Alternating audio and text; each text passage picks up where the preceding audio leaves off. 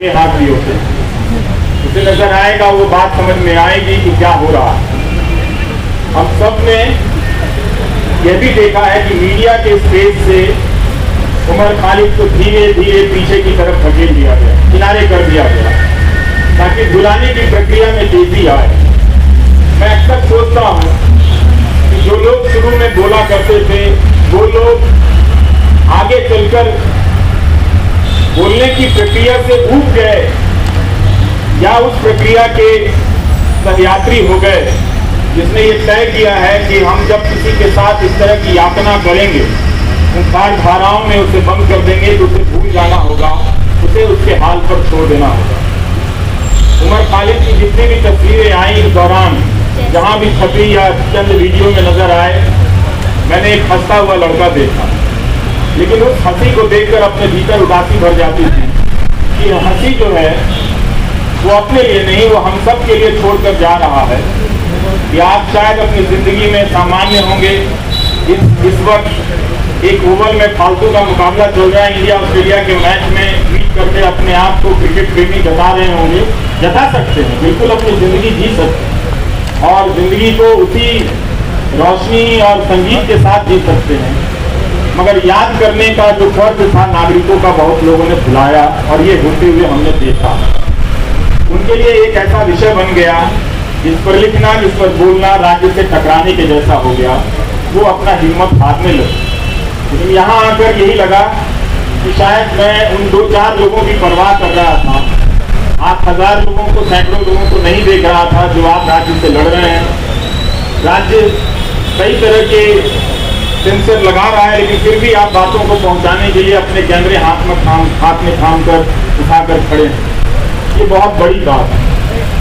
मैं याद करना चाहता हूं उमर के साथ आज बेतवा शर्मा को भी, जिन्होंने दिल्ली दंगों के मामले में शानदार रिपोर्टिंग की, आज भी की है बेतवा ने, और पहले भी कपूरा के मामले में उन्होंने शानदार रिपोर्टिंग की, और जिसकी वजह से लोगों ने जाना कि नताशा नरवाल, देवांगना चालिसा, इन सब के साथ क्या हो रहा है। उन्हें जमानत मिली, लेकिन उमर खालिद को जमानत नहीं मिली। अब इस केस के बारे में जिस तरह से आज बेतवा ने लिखा है कि दिल्ली पुलिस की गवाहियों में, उसकी दलीलों में कितने अंतर विरोध, अंतर पाए गए हैं, ये सब डॉक्यूमेंटेड है। और आप सभी को पढ़ना चाहिए कि एक पत्रकार ने, और पत्रकारिता सीखने के लिए भी पढ़ना चाहिए कि अपनी उस बात को कहने के लिए बेतवा शर्मा और उनकी टीम ने कितने 1000 पन्नों के दस्तावेजों को पलटा होगा, और उनके वकीलों ने जो उमर के साथ लड़ रहे हैं, उन लोगों ने कितनी कानून की किताबों को पलटा होगा कि इंसाफ और जमानत तक के दरवाजे तक उमर खालिद को ले जाएं। मगर लगता है कि वो दरवाजा, उस दरवाजे तक पहुंचने का रास्ता बहुत लंबा कर दिया जा रहा है, या शायद उमर खालिद के लिए ही बहुत लंबा है, या शोमा सेन के लिए बहुत लंबा है, सेन स्वामी के लिए तो दरवाजा कभी उस दरवाजे तक पहुंच ही नहीं पाए, इस दुनिया से चले गए। और भीमा कोरेगांव केस में क्या हो रहा है ये सब हम सब देख रहे हैं। नेहा मसीह ने कितनी बार इन सब चीजों को याद करने की जरूरत है। वॉशिंगटन पोस्ट के जरिए रिपोर्ट की कि भीमा कोरेगांव केस में लोगों के कंप्यूटर में फर्जी फाइलें डाल दी गई, जिससे उन्हें प्रधानमंत्री की हत्या की कथित साजिश के आरोप में आरोपी बनाया जा सके, और लोग इन धाराओं में, इस मामले में कई महीनों से जेल में हैं। इसलिए उमर को याद करना, उमर के साथ साथ इन तमाम मामलों में बंद कर दिए गए लोगों को याद करना भी है। और ये अच्छी बात है कि रोना विल्सन को कोई याद नहीं कर पाता है, शोमा सेन को कोई याद नहीं कर पाता है। जो कुछ बंदिशें लगी हैं, याद करने वालों ने अपने लिए कुछ कायदा चुन लिया है कि हम इन्हें याद करेंगे, इन्हें याद करने में ज्यादा सुरक्षा है, इन्हें याद करने में ज्यादा खतरा है, तो अपनी सुविधा के हिसाब से किसी को याद करते हैं, किसी को याद नहीं करते। उसमें उमर खालिद की जगह अब भी ऐसी बनी हुई है, आप लोगों ने बना कर रखा है कि आप लोग उसे याद करेंगे, और जब भी उसे याद करेंगे उसके चेहरे के साथ साथ इन सभी चेहरों का चेहरा सामने आएगा। और आपके पिता एसक्यूआर इलियासी जी, जब हम अपनी रिपोर्टिंग की दुनिया में कदम रख रहे थे, तो आपके पास न जाने कितनी मर्तबा हम लोग अपने कैमरे को लेकर गए हैं, और एक जिम्मेदार नागरिक के तौर पर आपके बयान लेने के लिए मैंने आपके चौखट पर तमाम बड़ी मीडिया को देखा है, जो अब शायद आपसे दूरी बनाता होगा। किसी एहतियात की चिंता में या किसी सरकार की चिंता में, वो जो भी है। लेकिन प्रेस क्लब की ये सभा आश्वस्त करती है कि राज्य के पास ताकत तो बहुत है, लेकिन आप लोगों के पास इरादे भी कुछ कम नहीं है।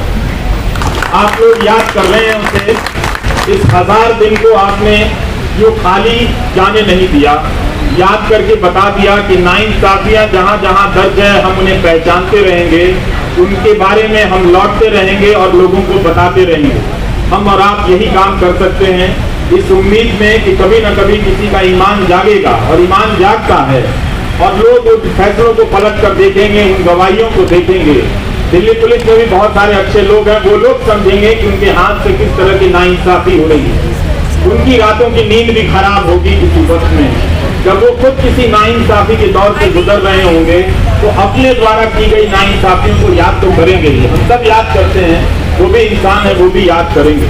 लेकिन उमर खालिद के लिए लगता है कि सब कुछ एक कठोर दरवाजा बना दिया गया है, लकड़ी का ऐसा दरवाजा जहां इंसान नहीं खड़ा है, लकड़ी का कुछ लकड़ी की मूर्तियां ही बनी हुई है, वही फैसले ले रही हैं, उनका शायद दिल नहीं धड़कता। हम कोशिश करते रहेंगे कि उमर खालिद के साथ जो मामला है उसको उठाते रहें, आप लोग बोलते रहें। बोलने के लिए बहुत जरूरी है कि इस केस के डिटेल में जाएं, जिस तरह से बेतवा शर्मा ने आज रिपोर्टिंग की है।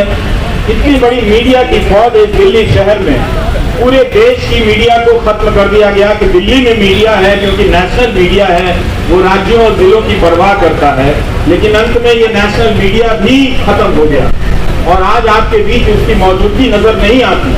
कोई हाथ उठाकर नहीं कह सकता कि हाँ वो यहाँ पर खड़ा है, उसके चैनल पर उसका लाइव प्रसारण हो रहा है। अगर कोई ऐसा है तो उसके लिए ताली बजा दीजिएगा, नहीं तो आप सब अपनी निष्ठा और अपने कर्तव्य निष्ठा के प्रति पूरी ताली बजा लीजिए। आपके लिए तो कोई आएगा नहीं। इस रूप में आप लोगों ने इतनी मेहनत की है, बहुत बहुत शुक्रिया कि हम सब ने आज उमर खालिद को याद किया है।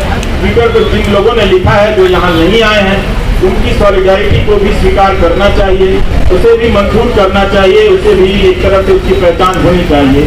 कैसे तमाम अनजान लोगों के जरिए भी ये बात दुनिया तक फैलती है कि एक नौजवान लड़के को जिसकी पीएचडी, चार्जशीट से पहले अदालतें उसकी पीएचडी पढ़ लें तो उसके बारे में नजरिया बदल सकता है। लोग देख सकते हैं कि वो एक छात्र के रूप में कैसा रहा होगा। उमर खालिद की दोस्त आकांक्षा अपेक्षा प्रियदर्शनी का मैं एक नोट पढ़ रहा था, जब वो मिलने गई और उमर खालिद ने बताया कि कोविड के दौरान सुप्रीम कोर्ट के आदेश से कई लोगों को जेल से बाहर जाने की इजाजत दी गई, और जब वो लौट कर आए तो उन्होंने पूछा कि आप अभी तक यहीं।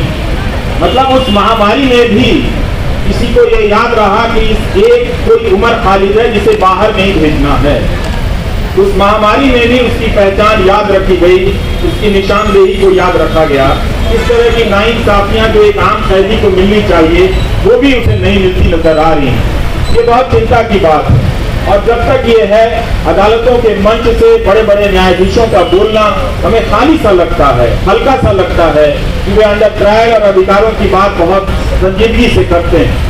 कई बार ऐसा लगता है कि शायद वो बात कहने के लिए करते हैं, नहीं तो ये बात अपने फैसलों में ही पलट कर दे देते कि जब सबके लिए वो फैसला हुआ था तो क्यों इस व्यक्ति के लिए, क्या वो व्यक्ति इतना ज्यादा खतरनाक है।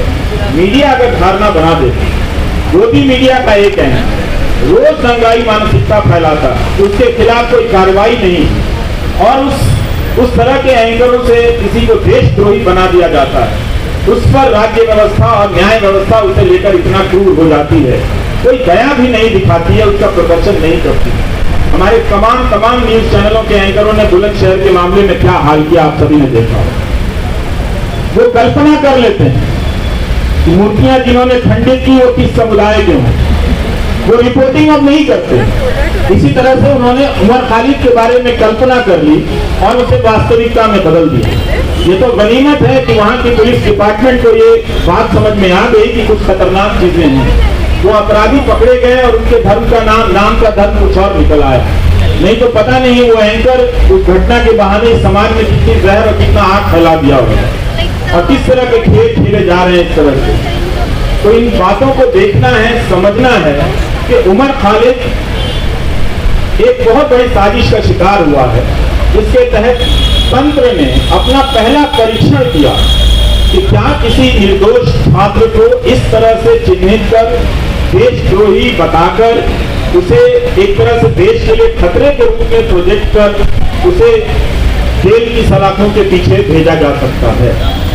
और ये उनका परीक्षण उमर खालिद के मामले को देखकर या भीमा कोरेगांव के केस को देखकर लगता है कि सफल हुआ। सत्ता ने लोक लाज की परवाह भी छोड़ दी। सेन स्वामी के निधन के बाद भी उसे कोई फर्क नहीं पड़ा, किसी बात का कोई फर्क नहीं पड़ रहा। यही आज की सरकार का उसकी समझ है या उसकी पहचान है। हम सबको ये नोट करने की बहुत जरूरत है।